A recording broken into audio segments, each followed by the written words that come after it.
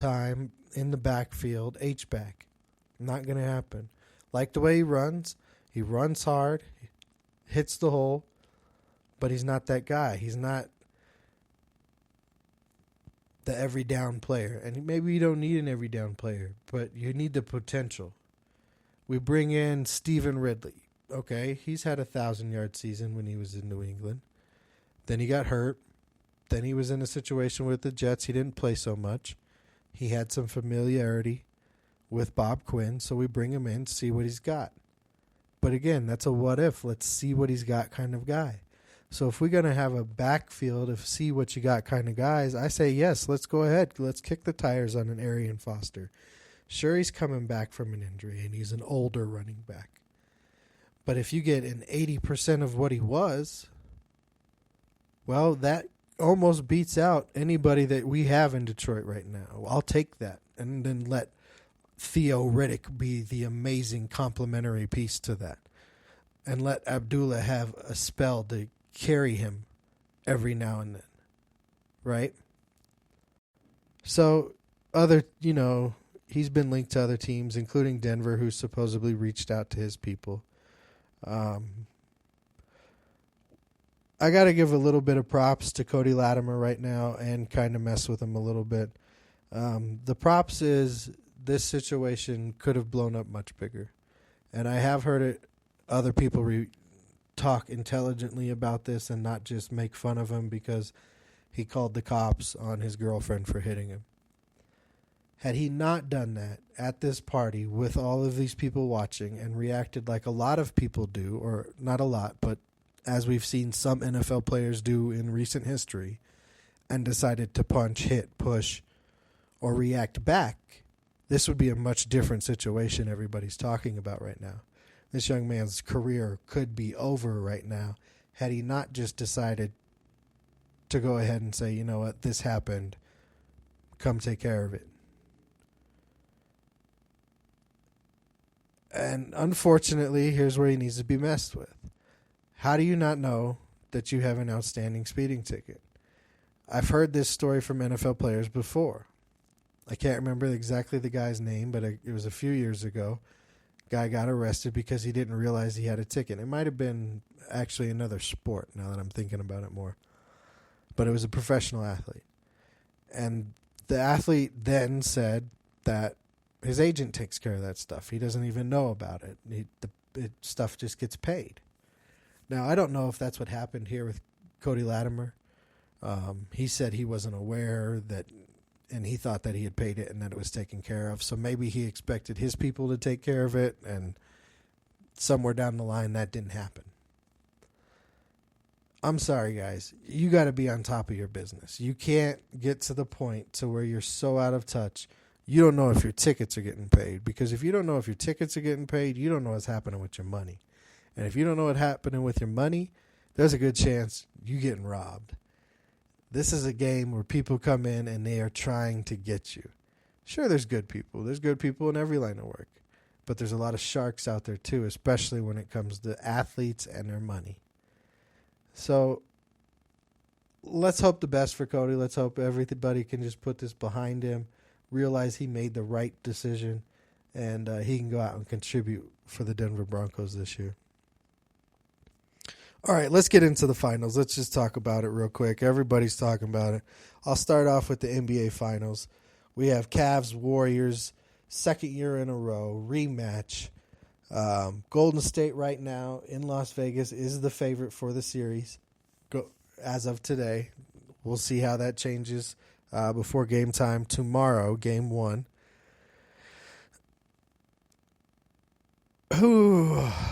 Last year, Golden State won the series in 6 games, right? Pretty much Cleveland didn't have an answer for the shooting on the outside. Cleveland's a much different team right now. You see what Channing Frye is doing on the outside. J.R. Smith is playing balls to the wall on defense. You see the hustle out of him. If they can get that out of him every time he's on the floor. Now, that's a big if. That's been the big if with J.R. his whole career, is getting that effort night in and night out. He's a streaky shooter.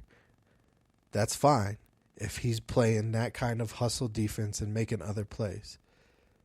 Kevin Love, Kyrie Irving have to show up every night if Cleveland wants to have a chance to win this championship. It will not be LeBron James taking this team to beat Golden State. Golden State has too many inner working pieces on their bench through their starters. They're very deep, and they can have somebody be off and still be right in the game. Now, they can't have both of their stars be off or all three of their stars be off like they had a couple times against the Thunder. That'll lose them the championship. So this is going to be a good series. I wish I could say this is the bigs in this series. We're going to get some playing time. But outside of mop-up minutes here and there to maybe give some people rest, I don't see Mozgov or Bogut playing much of a role in this series at all. You're going to see a lot of small ball. You're going to see a lot of running. You're going to see a lot of threes being put up. Remember, this is a Cavaliers team who set the record earlier in this playoffs for the most three-pointers in a game at 25. Somewhat of a fluke for that team, but they can put up three-pointers. They can put up 14, 15. They can put up 9, 10 a game. Average. Now, sure, you have Thompson the other night put up 11 three-pointers by himself. Another record for three-pointers in these playoffs. But what all that means is you have a lot of shooting.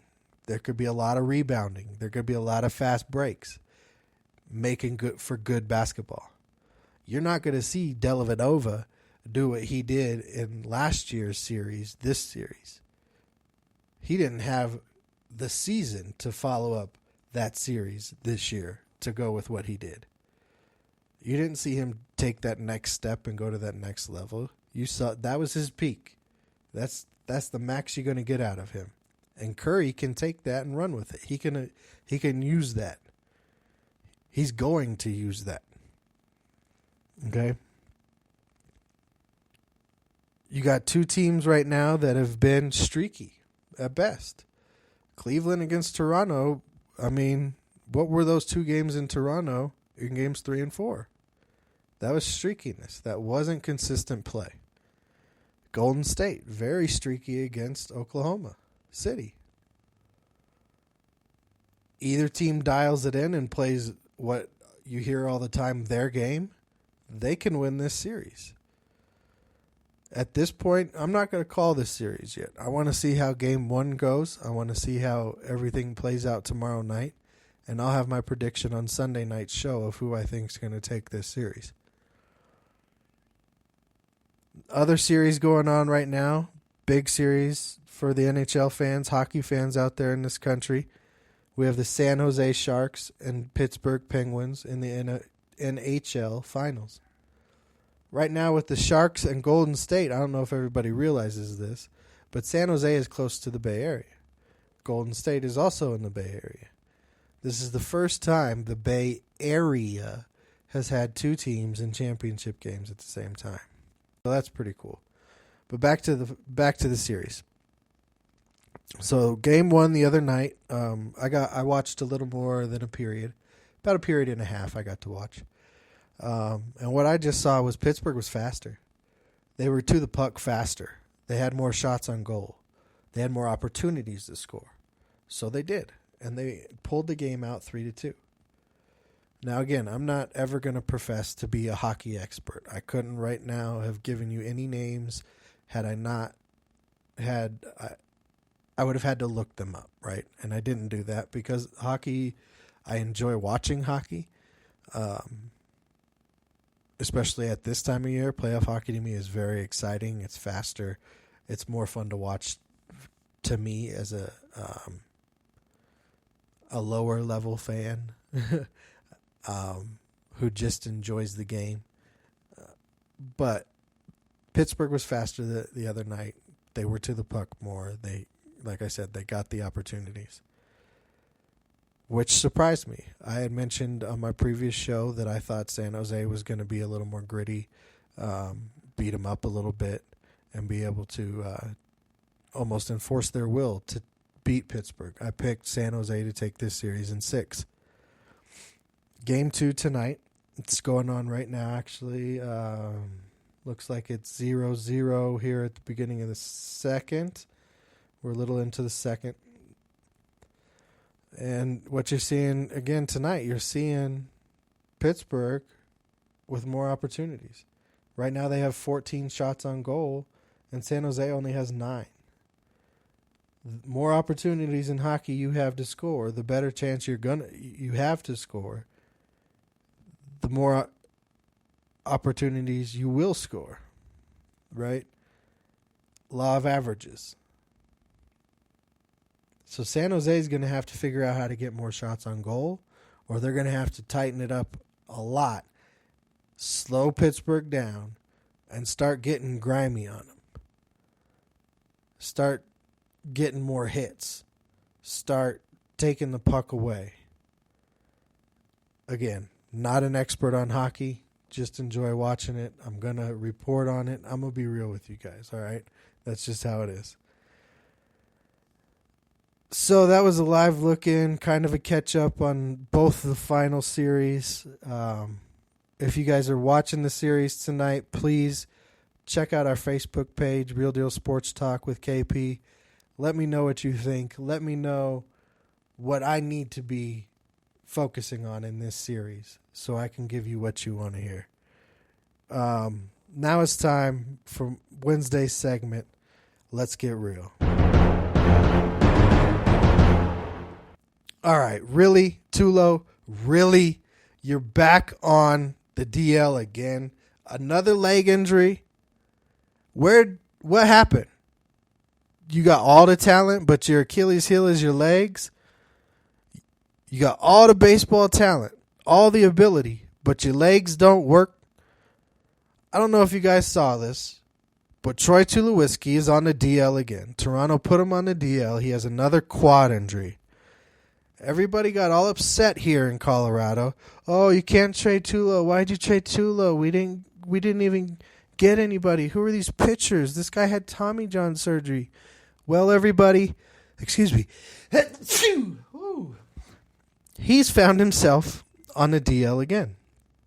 This man spends as much time on the DL as he does now striking out, okay? He was a great talent, sure. He could hit for power. He could hit for average. He could field. He had range. His great arm. But his body's falling apart. The wheels are coming off the car. This is a guy you can't rely on anymore. And now Toronto's got his contract and his money they have to pay him. And not Colorado. So this one time, I'm going to give the Montforts a thumbs up. Good job okaying the trade of Tulowitzki so you don't have to pay him to be on the DL again. That's it. That's me getting real on Tulo. I want to thank you guys for tuning in again on this Wednesday night. Beautiful weather here in Colorado we're having right now. Until next time, everybody, be real.